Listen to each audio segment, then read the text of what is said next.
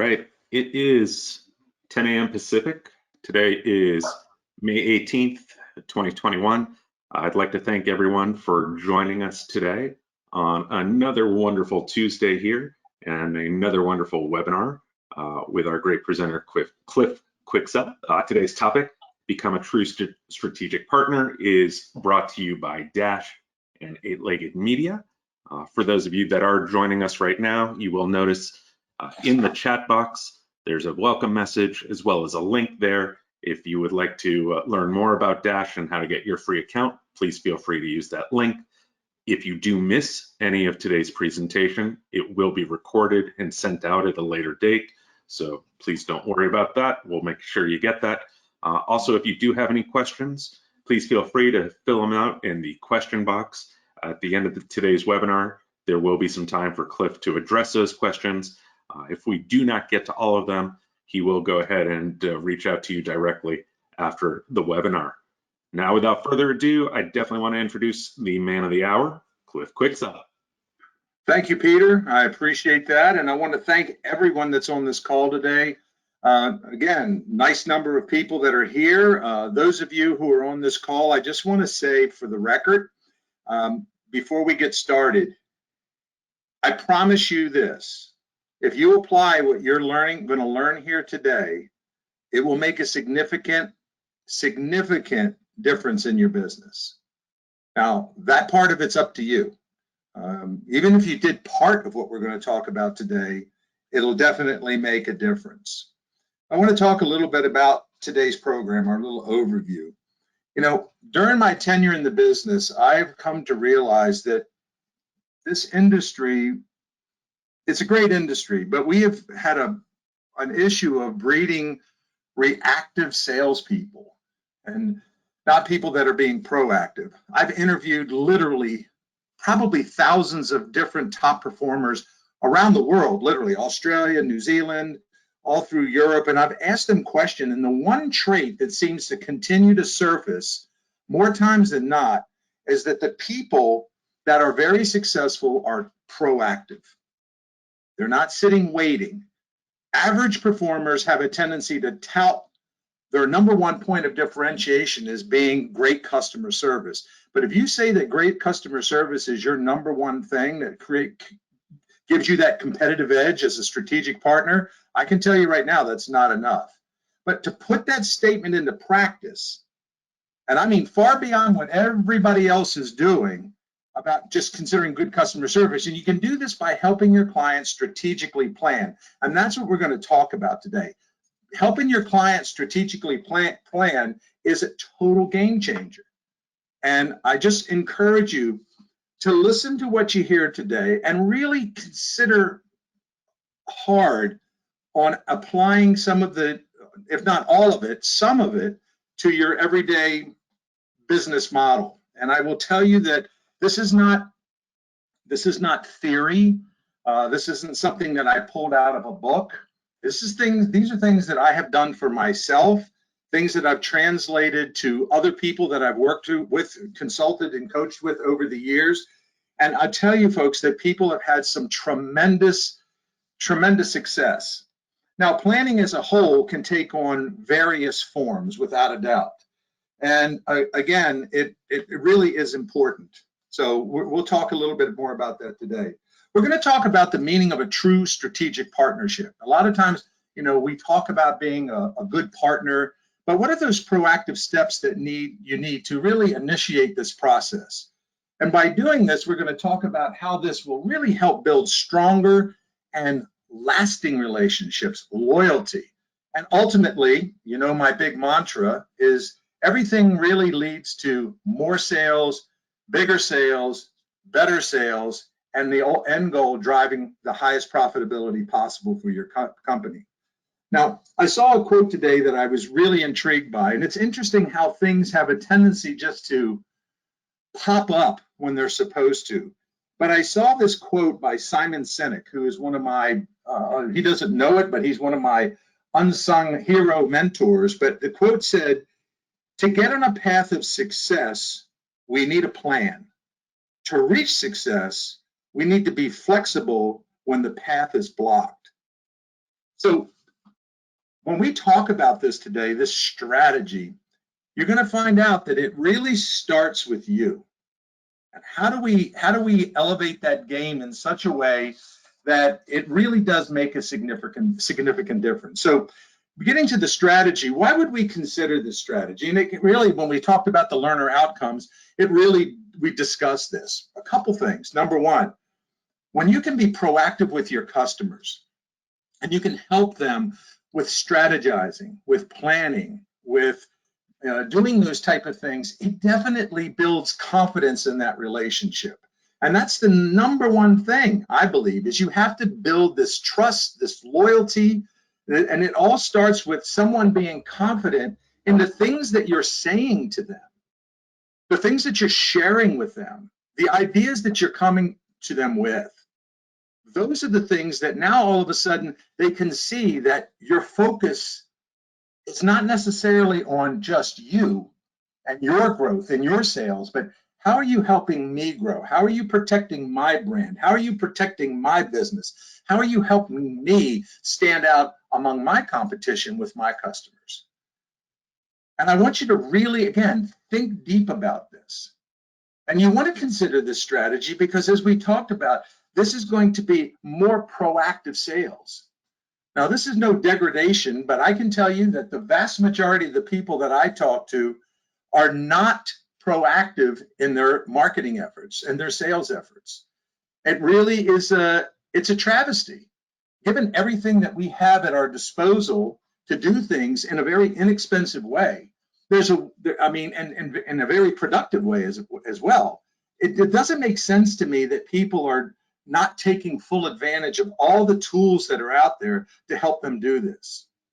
So again, we want to look at this higher profitability, this long-term connectivity with clients, not getting in on the surface level with customers, and then all of a sudden, then we're off to the next customer. But how do we get in deep with the customer? How do we become that strategic marketing partner that's going to be there every single time, even when it's small orders or big orders? But how do we become more entrenched within the company? So now all of a sudden, if someone were to go sideways or somebody were to leave, that you have such a foothold in that company that you're not starting the process all over again. When I work with customers or my clients, and we start to break down their business and try to understand, there's so many people that I've worked with that have these massive databases of clients. And I go, well, what about these three? Oh, well, I haven't done any work with them in a couple months. You know why? Was it something you did? Did they just go by the wayside? Oh, I don't know. Things happen. Yeah, I get things happen, but you had a relationship there. Why don't you work on building a deeper foundation with these customers? And when you do that, it's amazing how much gold most of the people, I will say, on this call and in this industry have that they're just not tapping into. So again, this strategy is very, very important. So we talked about this being reactive. So there's a difference between action and inaction. And I believe that there's the ways that we can do this, and we're going to talk about a lot of things. So just understand here, you need to keep your ear to the ground. There's a lot of dynamics that are happening in the world right now that affect our business. Think about it. I've just listed examples here: freight issues, inventory issues, the gas pipeline issue, product safety. How are these things going to affect business as we move forward? I mean, if you think about the freight issues, all these things at some level are interconnected. On the East Coast right now, we have an issue with this pipeline. Gas shortages. I just saw a statistic. Washington, D.C., which is about an hour from me, south of me, 77% of the gas stations that they have there are closed. Have no fuel. How does that affect the dynamics of truckers, let's say UPS, DHL, FedEx, to be able to move freight? They say they don't have enough drivers right now to actually move the tanker cars from the main hubs to get them to these gas stations. how is that going to affect your client's ability to be able to get product to their destination when they need it? You know, we don't even talk about the pandemic at this point because, you know, we're kind of like weaning out of that at this point at some level, but now all these other issues arise. Are you alerting your customers? Are you letting them know these things and how it will affect things moving forward? And we're going to talk about how to get ahead of all this in a minute. We talk about how is that going to affect inventory? We have the crisis between the United States now and other countries about them moving freight in from offshore. There are containers, I've heard container ships that are sitting offshore right now because they can't dock. Maybe your hat order, or maybe your electronic order is sitting on one of those cargo ships. How do you get ahead of all this? And how do you articulate it to your customers?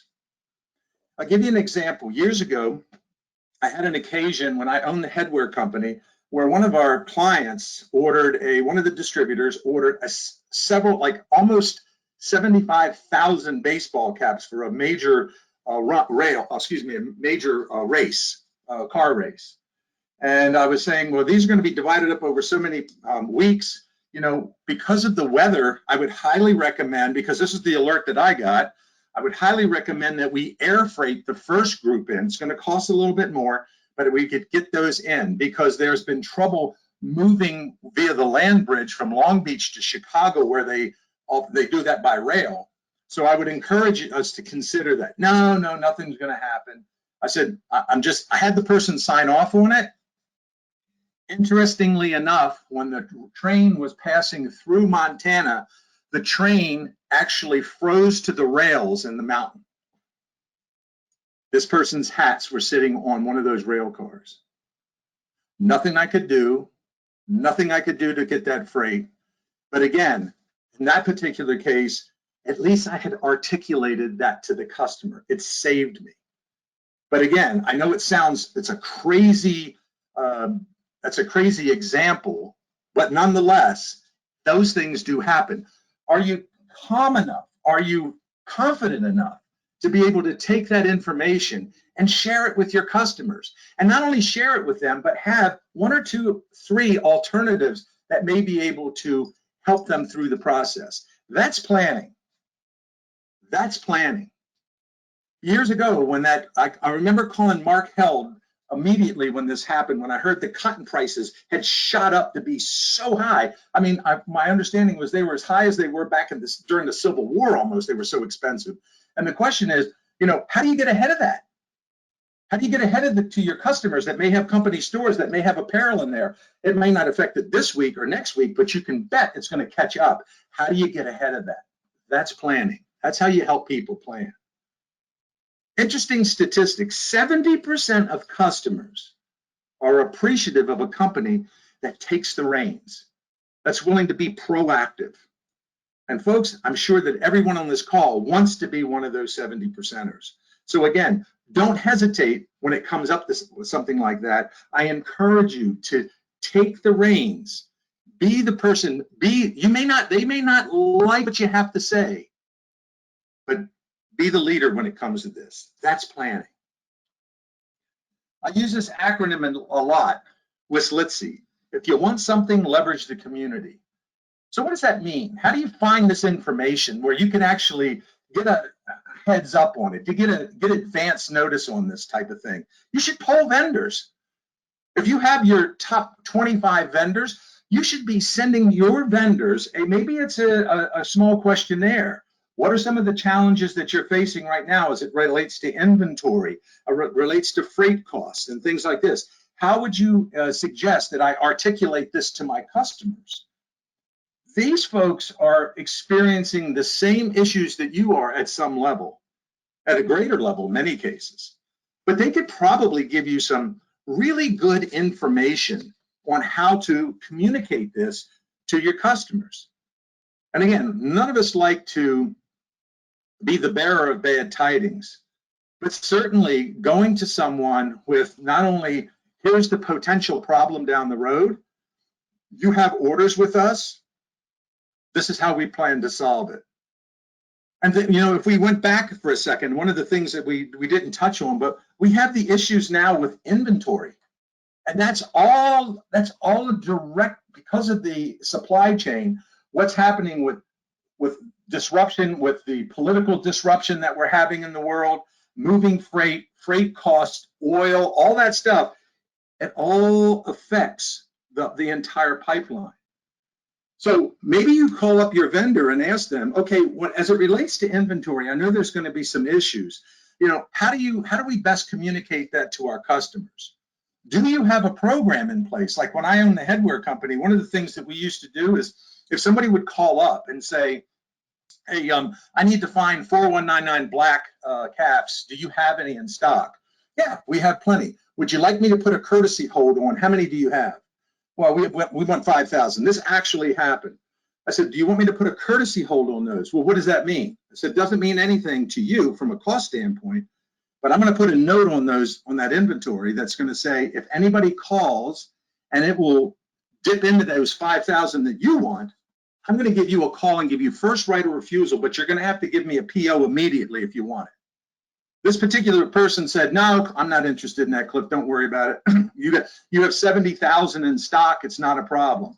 Well, it didn't seem like a problem that day, but literally 10 minutes after that person hung up the phone with me, somebody ordered like 67,000 or 68,000 blank caps and took them all. Now, when the person called the next day and was frustrated with me because I didn't have caps, once again, I gave them an option. Do your vendors have options like that? Maybe there's something that I haven't even thought of that they're creatively doing. Some vendors have the ability to go on in real time, see what type of inventory that they have. But this gives you an opportunity too, that if you know they have the inventory at that time, you can now professionally and proactively push your customers. If this is something that you're really interested in, there's only 2 suppliers that have it. This particular one definitely has it right now, but I need a commitment from you right now. Otherwise, it may not be there in an hour. So again, if leveraging the community, talking to your vendors, asking them questions, not just, really get deeply involved with your vendors and understand this, and then communicate that to the clients. If you have 10 or 15 preferred vendors that you use on a regular basis, trust me when I tell you, you're going to see some overlap. And then each of them may have a different way that they want or could share with you on ways that you could communicate that to your clients. Now, there are some great ways that I found that really help a lot. And when I look at this from a planning standpoint, I can survey my customers. I love the idea of that. And there's a lot of free opportunity out there with MailChimp, et cetera. Even Dash has an opportunity where the platform, you can send an email through Dash where you can actually aggregate a lot of data to figure out, get answers to certain questions. Maybe you want to find out from your customers what is their timeline typically on ordering products when they're ordering products. Something like that. You can do it via email. You can do chats. Get on the phone when you have the next conversation that you have with your customer on the phone. Have 2 questions, maybe have 5 questions. And if you can engage with the customer for those 5 questions, great. If you only get through the first 2, that's fine too. But again, getting data, collect that, mine that data, and then doing something with it. How do we take that data and then how do we put that into motion? I'm going to show you an example of something that I did years ago and that I built for a client of mine a couple of years ago that really worked very well. And it was based on this idea of talking to people. What is your biggest pain point? How can we go about solving that? And by having that information, having that dialogue, collecting and mining that data, we were able to come up with a solution that was pretty darn successful. And again, these are some of the things that I want you to consider. So we need to really make sure that we're focusing on clients. We talked about addressing the pain points, and I believe that this is all part of strategically helping your client plan. One client may not have an issue with getting people to come to a trade show. Some people may not have issues with getting staff to attend a meeting, but others might. So, and every client is different. When I work with customers, it's amazing. You would think that everybody pretty much has the same common challenges and problems. And there are some, make no mistake, but each person, different personality, different mindset, different ways to go to market, different backgrounds, different experiences, all lend to just a different way of doing things or thinking about things. And your goal is to try to help understand, to really get to know your customers at a very, very deep level. This is all part of the planning process, folks. Also, it's important for you to look at how do we go about setting joint expectations. I'm the type of person that I like doing these webinars. I've gotten accustomed to doing it, but I would much prefer to do a live event. I would much prefer to be looking in the eyes of the people that are out there in the audience and having somebody look at me with a perplexed look and knowing that maybe that last point that I made didn't sink in enough or they didn't understand, where I can immediately correct that. That's me. Some people hate being in front of audiences. They'd much prefer to sit behind the computer and kind of hide a little bit. Not saying that there's anything wrong with that, but for me, my expectation is I love the in-person events where I can shake people's hands, talk to people, look them in the eye. That's where I think I do best. But that's my expectation. A lot of times, because of COVID, my expectations cannot be met. Soon they will be, but at this point, they're not. So how do your customers like to be communicated with? I'm just wondering how many of you out there, when you get a new customer, do you ask the question, what's the best method for me to communicate with you? Would you prefer a phone call, email, or when it was popular, in person, a combination? And also, what about the frequency?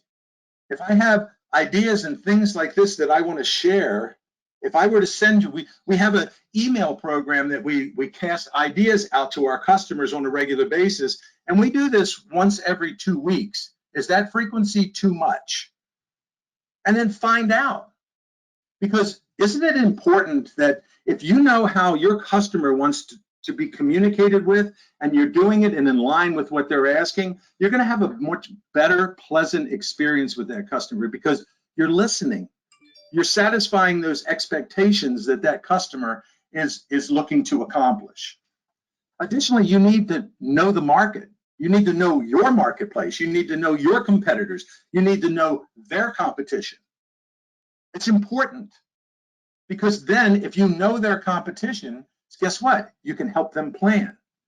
Do you ask those questions? When I had my marketing company, we used to have a list of about a 4-page document that we would really try to uncover. We did a lot of research, but we tried to uncover, how do you compete? Do you compete locally, regionally, nationally? Who's your biggest competitor? What are the challenges that you face in competing with them? Because by having this information, guess what?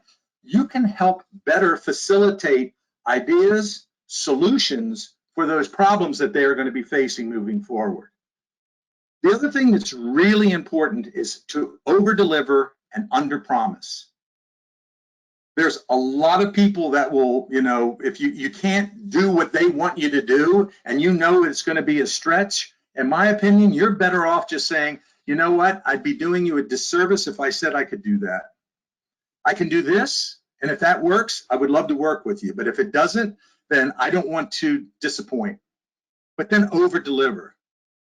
One of the things that I also believe is that I'm not guaranteed a darn thing working with a customer, not one. But I work diligently to bring things to the table, ideas, concepts, solutions, strategies, those things to the table so that I can earn the right to do business with that client every single day. And I make no bones about telling customers the things that I'm going to do for you are going to be the things that most people will not do. And that doesn't guarantee me one order with you, not one sale, not one opportunity. But what it does do, and I hope, is that you would take and look at what I'm bringing to the table and the things that I'm doing in a different light. And I hope that gives me a plus, if you will, for the right to do business with you on every order. I'm not guaranteed anything in life. I'm not guaranteed every single order. But you know what? I'm going to strive every single solitary day to make sure that everything that I do, every touch point that I make, everything that I do is going to be done in conjunction with earning the right to do business with you on a daily basis. So there's a lot of different tools out there. I could probably spend a good part of 8 hours going through how to build a creative tool campaign, how to put things together, but I wanted to kind of break this down to some simplistic terms for you, something that you could actually take and use right away. And I'm going to share with you a couple of concepts that I've done, and feel free to R&D it. And for those of you who know what I mean when I say R&D, that means to rip off and duplicate. Help yourself. If you need help, let me know. We've got some. I've got some programs coming in the near future where we'll be able to provide some of these tools at a very nominal cost. But again, I just wanted to get you started on thinking of ways that you can do this. So number one, most people, most clients have a lot of things that they're doing through the course of the year. Do you know all of them? Do you know what they're doing? Have you ever asked? Or are we being semi-proactive and saying, hey, this is John, I was just curious, you got anything coming up in the near future? Oh, not right now, because guess what, John? I'm not thinking about all that right this minute. Unless I am, then bang, you've nailed it. But how do we get ahead of that? Let me show you a tool that I developed. I created this large flat mailer, and we just call it an events and promotion calendar. It's a 11 by 14 size, 11 by 17 size, and it folds in half. And if you notice that it's a full color printed, it's really well done, you can come up with something like this very easy, very simple to put together. There's a couple of things that to keep notice about this. Number one, this thing is not dated. Because I would have salespeople say in March, well, I'd love to send that piece out, but it's got the 2021 date on it. Okay, we'll eliminate that. So now you can send it out any time of the year as you move forward. You send it out in May, you got May through April of the next year to use this calendar. It tells a story. It helps map things out. And like I said, it's not dated. It looks great, it's interesting, it's unique, it's different, and you can implement this at any time. You can brand it yourself, you can not brand it if you want, however you want to do this. But again, here's my strategy on what I would do with this, first and foremost. And like I said before, there are no guarantees using this tool, but I think what happens is it really showed customers that I was very proactive in trying to help them get ahead of what they were doing. So number one, I would take and ask the client to sit down and work with me, or they could do it on their own. I would send this to them and mail it out to them in an envelope. And I would say, just do me a favor, what you know currently right now, fill in all the things that you do. And if you know the dates surrounding it, let me know. And I'm going to share with you why. Once you accumulate that information from them, I don't care if it's 3 events or 2 events or 1 event, to get this thing started, do something. Once you've accumulated this, put it in your CRM. Now, I always used Outlook. I found it to be very easy for me. Other people have Salesforce and they have different programs. They have it doesn't matter which one you use, but again, mark it down. Put it in and the way you mark it down is record the actual event date. Then go backtrack and go 1 month out and then 3 months out. And same thing, create digital and physical folders for each of these clients. And I actually had bins on my desk that had manila folders in it. And if I had trying to think about ASMC was one of my customers. They were a global mobile satellite company. They might have 10 projects. I'd have 10 files in there. I'd also have it digitally. If I'm talking to a vendor that comes into my office and they show me something that I think would work, I copy it and I put it in that bin. I put it in that folder for that particular event. And I would make digital notes as well. Because 3 months before the event, I'm going to call the customer and I said, oh, by the way, you've got the AMSC show coming up in about 4 months, or in about, let's say 3 months. And I'd love to sit down and share with you some of the concepts and ideas that I've come up with. Most people are not, that's not on people's radar 3 months out. But if you can get in there and start testing the water, and now you've accumulated concepts and ideas, you've eliminated pressure and a problem. You want to schedule and send reminders to the customer. Even if the person says, nah, it's too early, I don't want to. Okay, can I call you back in about a week or 2 weeks to let you know? But again, now all of a sudden your reminders can become a little bit more, I don't want to say aggressive, but more telling. You know, I really want to sit down and talk to you about this if you're still planning to do the event, because in this way we can, then you list the value of and why we want to do this early, and we'll get into that. Again, you want to schedule these meetings weeks in advance of the event or the project due date. It creates a lot of, well, excuse me, I should say it eliminates a ton of stress, because now we can successfully talk through the process. We may be able to get samples. We may be able to get proofs. Event dates may change. They may be moved up. They may move back. But the real selling value, and we're going to talk about this a little more again, is that not only does it alleviate pressure, but now all of a sudden they don't have these ridiculous rush charges or overnight freight charges or potential inventory issues, as we discussed earlier. These are ways that we can get ahead of it for the customer. They may not appreciate it right this second, but I promise you that when you really get people involved in this type of process, however you choose to do it, folks, I'm telling you, if you're consistent with it, it's amazing. And think about this for a minute. If you've listened to the other webinars that we've done, and you've listed your customers A through F, and you're really focused on those A, B customers, those top level customers that are constantly giving you business, wouldn't it be a great idea to know that now you can sit and look at your calendar and say, wow, I've got 45 projects that I potentially can work on. And that now all of a sudden you can start planning better for yourself and strategically planning, you know, I know this event's coming up. I haven't gotten anything. I'm going to spend the next 30 minutes doing a little research about this, asking some questions, probing the internet, asking some suppliers for some concepts and ideas. Maybe it's virtual samples or whatever, and get that process moving. And if you can do this, and again, remember this is not for everyone. Not every customer is going to buy into this. But folks, if you have 75 or 100 customers and 3 of them do it, you'll be better off. And then you'll be able, when you see these successes, you'll be able to go to your customers and say, look, I know that you've been a little apprehensive about doing this, but let me just share with you, if you don't mind. Here's 3 people that I work with on a regular basis, and they've done this. They've managed to save this kind of money, this kind of pressure was lifted off of them. We had no inventory issues and things like that. I want this for you as well, if you'd like to give it a shot. I'm going to share with you a true case history that happened to me years ago with one of my customers that was absolutely fantastic, but it really drives this point home. Now, this is a great piece, but you know, sometimes we want to mix it up a little bit. So my friend Rochelle Mineta and I, we worked on this project where we did the exact same thing, but we did a small mailer instead. So this was done by Cloth Promotions. This folder is now 8.5 by 11, folded in half. It's a smaller version. It comes with a microfiber cloth. It comes in a clear sleeve. And the beauty about this particular piece is it's mailable with a regular postage.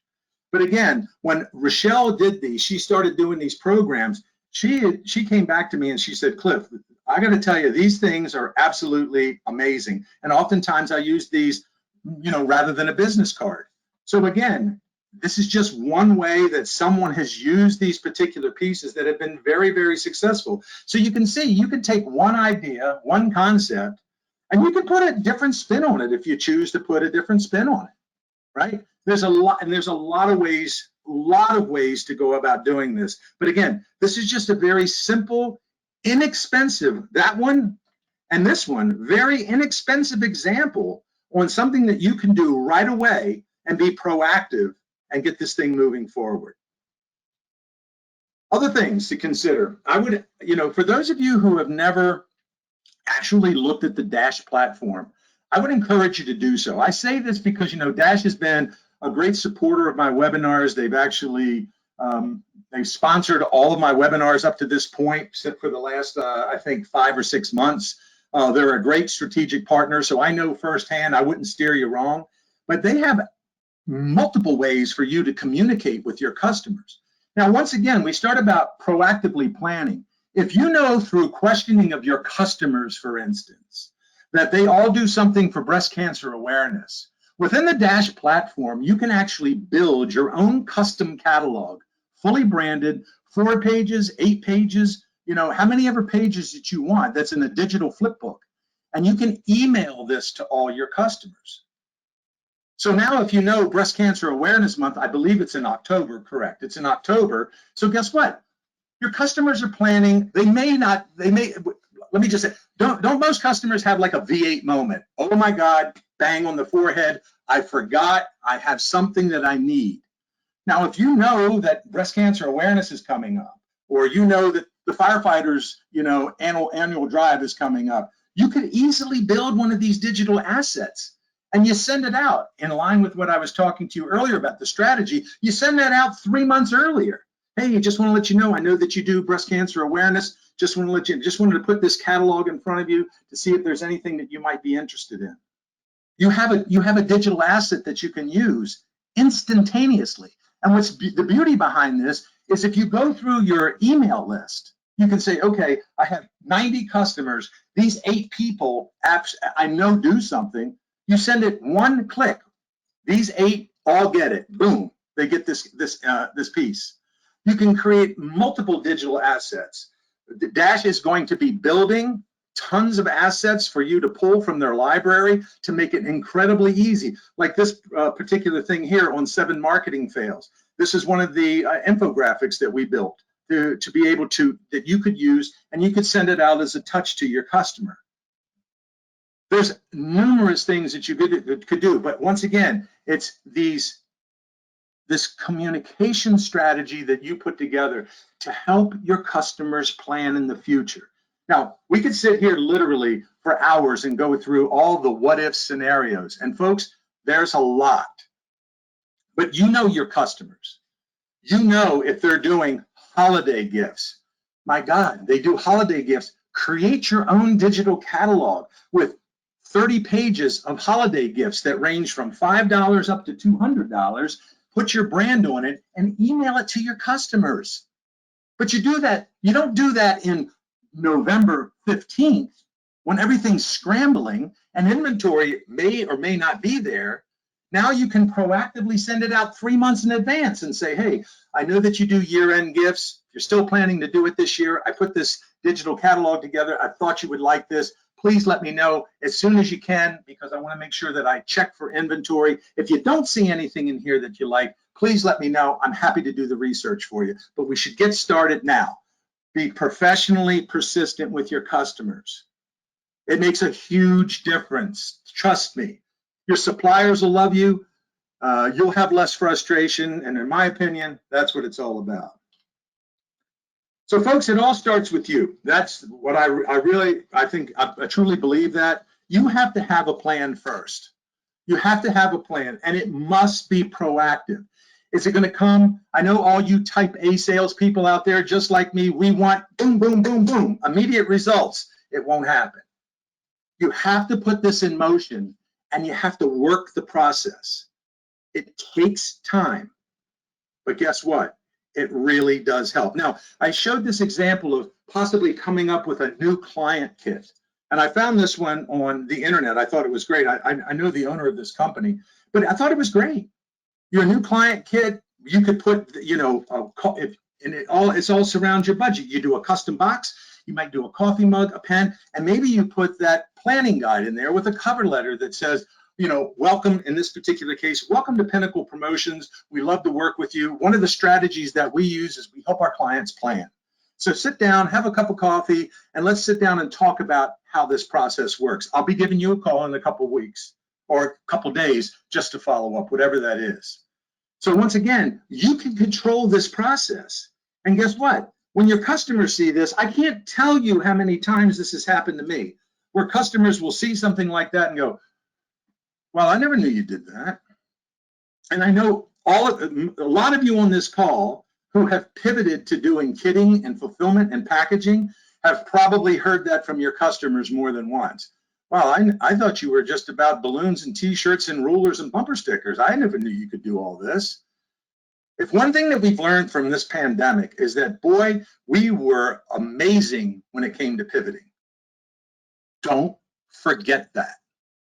Don't forget the things that you've learned during this horrible crisis that we were under, that we came out on the other side of this learning more about ourselves and the things that we could do.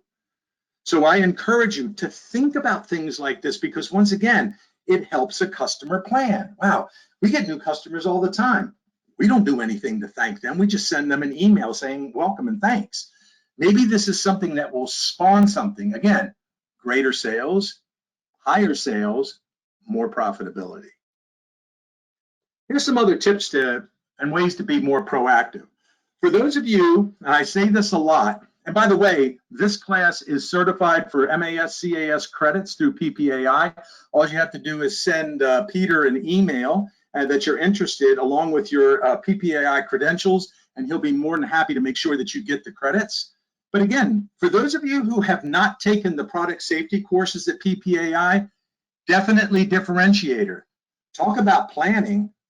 What an amazing tool that you could bring to the table when you can share with customers ways that they need to be strategic. For instance, one of the things that I learned when I took the course, and I've actually been to the summit 3 or 4 times with PPAI, well, actually 2 or 3 times at PPAI, and I've gone through the coursework multiple times, and it's ever evolving and it changes. So I encourage you to take the course regularly, because it does change. But one of the things that I found is that I didn't know when I first started that you cannot send power banks express delivery, like through FedEx overnight, when you ship like 20 or 30 of them in a box at a time. It's illegal to do that. All boxes with power banks and things like that must be labeled as hazardous material. I didn't know that. But now all of a sudden, if a customer says to you, oh, wow, I want to do power banks and they need to be there in 2 days, and I'm buying 100 of them, guess what? They have to be individually packaged, no more than 3 to a box. Wouldn't that be nice for that person to know on the front end? So maybe if they had planned earlier, they may be able to ship them ground. I don't know all the statistics around it right now because, again, I haven't taken the courses in about 1.5 years, so it may have changed. But again, helping your customers through your education, through what you learned today, how is that going to translate into a positive situation for you and your customer, a great touch point for your customer? So by doing this, you can help forecast, again, to avoid issues. And we have a lot of them that are here. So how do we get on top of it? You want to stay on top of trends, reading white papers. You know that we deal with issues with freight and inventory, et cetera. You should be periodically Googling what are the challenges with inventory issues as it relates to the promo industry. Or maybe there's nothing there, but just general information. Look at relevant white papers. Maybe you share those with your customers and then tie it back into why it's important for them to plan ahead. Offer more services, like I said earlier, where we pivoted tremendously with packaging, kitting, and fulfillment. Get rid of all the junk that doesn't matter in your business anymore. All the stuff, clear the clutter, make room, invest in technology. And that might be utilizing Dash or some other type of platform so that you can actually send reminders in a timely manner. Not only send them, but you can strategically plan those. The beauty about Dash, which is really great, I thought it was great, is that you can actually schedule your email blasts. So if I wanted to send an email to someone in 3 weeks, I could have it already templated and done, have it set up, queue it up, and put it in the thing, and then it automatically sends. Dash's platform now actually will post to your social channels with just a couple clicks of a button. I want to do it to LinkedIn, Facebook, Twitter, and to Instagram. You click the buttons, you do the post, boom, it's done. You now have multiple touches that are going out and reaching people. That's a way of being proactive. You need to market your services and yourself heavily. Nowadays, you have to do everything that you can to rise above the competition and stay there. You have to be relevant. You need to be a participant in this process, not sitting back as an observer. I wanted to share this case history because I think this is really important. Several years ago, I was working with a buddy of mine in Boston. He said, Cliff, I've got this law firm up in Boston. I would love for you to go on a sales call with me. He goes, how do we handle this? I said, just do me a favor when we get in there, just introduce me and then cut me loose and I'll show you how I would do it. So we went in there and we were talking and we realized before we went in, I talked to my buddy Craig and he said, Cliff, we do about $10,000 in sales with this customer currently. And I said, okay, that's fine. So I went in, we talked to the customer, we suggested them the whole concept of planning ahead. We just wanted to know, for instance, how many events do you have during the course of the year? And the person said, wow, we've got tons. And I said, well, what we'd like to do, here's our planning guide. If you wouldn't mind filling this in and then we can have a discussion, we'd just like to understand. And we explained that process that I shared with you earlier. What happened, the opportunity was, Craig called me, he goes, I don't even know how to explain this or handle this, but the person came back to me and had a separate list. They have over 230 events that they do currently this year. Now, some of them were small, some of them were big, some of them were like, well, periodically we will order product that the CEO will keep in his in the proverbial promotional closet, and sometimes we have to update that every 6 months. Okay, we want to know that stuff. We want to know what's going on, what has he done in the past, what does he like, what has he hated. But when we figured it out, the potential spend, the projected spend on this was over $350,000 in sales. Now here's a guy that's getting like less than 1%. Less than, well, probably like 3 or 4% of the potential sales there. Now, even if he was able to get 40% of that, or 30%, or 20%, wouldn't that be much better if he was getting $80,000? But now he can chip away at this. And again, no guarantees, but I want to show you proactively how I can work in the background. This program works so successfully for him, he couldn't believe it. And again, it's not for everybody. Don't be discouraged if you try it and your customer says, no, I'm not interested in doing that. But always make sure that you articulate the value to them and make them understand that this is in no way, by you sharing this information, is a guarantee for me. I know that I have to earn the business every single time. And folks, I'm telling you, clients appreciate that in a big, big way. So what are some of the additional benefits of planning? You know, we talked about articulating the value, which is very important, but it does help with better time management. It gives you the opportunity to those customers that you know that run you around, especially if you see, man, my plate is full, and here the person's calling me right now that I know that's going to make me dance through the flowers, and the chances are I probably won't get the business. Gives you an opportunity to say, you know, I'd really like to help you, but at this point I'm overwhelmed. And I just don't have the time to help you. Now, that's for the right customer. I have no problem saying that to some people that I don't want to work with. But again, less stress, better time management, and it does create and channels your focus. It gives you direction for where you're going. It aids in your budgeting. For most of you, you should be having a marketing budget, which is a percentage of your sales. How do you allocate that money? Do you invest in the technology like in a Dash platform, a creative marketing campaign, something that you know that's going to go anytime you get a new customer, they get that. Your A-listed customers get something every month. Your B-listed customers get something maybe every quarter. They're in your channel, for instance, for email blasts. Maybe it's a postcard mailing, whatever the case may be. There is a strategy here. So you strategizing and your customers seeing that systematic strategy, believe me when I tell you, it registers in their subconscious. They see it. It does help you with making more sound marketing decisions. Again, better forecasting, better inventory control, asking questions from your customers. And again, with more time, you have less mistakes. And the biggest thing right now that we're experiencing is this big freight issue. How do you go about minimizing the cost? The difference between me sending a package UPS ground, let's say it's $30, and sending it overnight, which is $130, sometimes the cost of the freight is more than the product. We can minimize that. And most people don't appreciate it until there's a problem. So again, you know that there's problems out there, you've experienced it, etc. Again, these are ways that you can benefit and your client benefits as well. So in summary, I want you to think about your commitment to your company and to your clients. How do you develop and implement these strategies, whether it's what we talked about here, or maybe something that I shared sparked something else in you? And if it did, I'd love to hear it. But again, what are we going to do to develop some strategies that really help us strategically help our customers? One of the things is to ask questions, not only of your customers, but of your suppliers. Leverage the community, ask for answers, ask for help. What would be the best way to articulate this? What are some of the challenges moving forward? Do you see freight challenges, or excuse me, inventory challenges easing up at any time?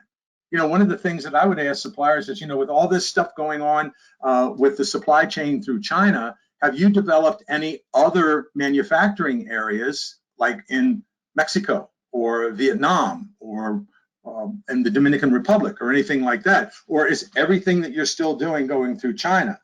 How is that working? Do you foresee any hiccups? Is stuff still sitting at the port? These are very valuable questions to get those answers, folks, and you can get ahead of this. And once you get it, share the information, be proactive, leverage the community and the network that you have, and again, share that information. I was a little redundant there, but I think it's important. But again, the thing I think that you need to remember is that it all starts with you. If you choose to make the commitment, develop and implement strategies that are going to set you above your competition, I'm going to say this with all sincerity, I promise you won't fail. So the decision's yours. So that said, I want to thank everybody for participating today. And if there's any, here's my contact information. If you'd like to reach out to me, my phone number and my email are there. I'm available if you want to send something over to me or ask any questions. If you have any testimonials about this or any of the programs we've done, we'd love to hear it. Any suggestions that we could do in terms of education, we'd love to hear that too. Somebody asked a question about doing a webinar on better communication. And on June 8th, we're going to be doing one specifically on better communication as well. So Pete, you're there. I don't know if anybody has any questions, but if they do, I'm ready to hear you fire them off to me. I'm here, and I think the mailman is here too, as my furry assistant is letting me know in the background. As always, tons of accolades pouring in. Great job. Thank you so much for the session. Definitely awesome.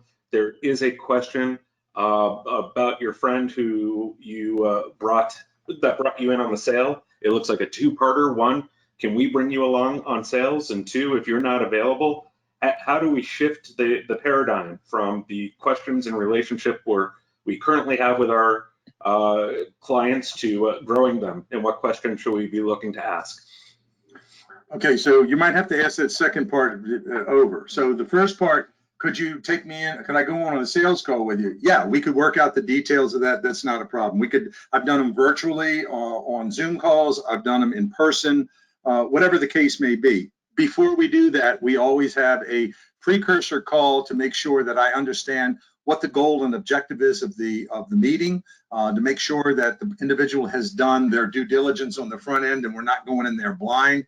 And then how would that individual want me to be, and what capacity would they want me to communicate with the customer? They want me to take the lead. They want me to sit in the background, sit next to the person and communicate at that level. So yes, that could happen. So forgive me, Pete, what was the second part there? Second part was, is there a way to individually learn how to ask some different questions to find the bigger opportunities with our current clients? Yeah, I would suggest strongly that you just, before you go in blindly with it, think about the process and write them down. Now, what would be some of the proposed questions that may have? Now, when I do consulting with folks, sometimes we'll do role playing like that. We'll have a brainstorming session. We'll ask questions and things like that, and then we'll even role play about how you would bring that question up. When do you back off when you notice maybe discontent on the person's side, or whether or not they're not communicating, or whatever the case may be? But there's certainly an opportunity to do that through a role-playing process, and I do it through my coaching. There's a lot of coaches in the industry, and let me just say, there's a lot of good coaches in the industry. So you know, I'm available, and others are available as well to help you do that exact thing. Wonderful. Can you teach a time management class? Pete, mark that down, and I will definitely, I have one that I have done in the past. We can definitely do that coming up. Perfect. That actually rounds out our questions for this week's webinar. Again, just a quick reminder to everyone who has remained on that this does make you eligible for CAS, MAS credits. I know we asked the question on registration. If you did not fill out that information when you registered and you would still like credits, please feel free to email me, peter@8lmedia.com. We'll get that taken care of for you.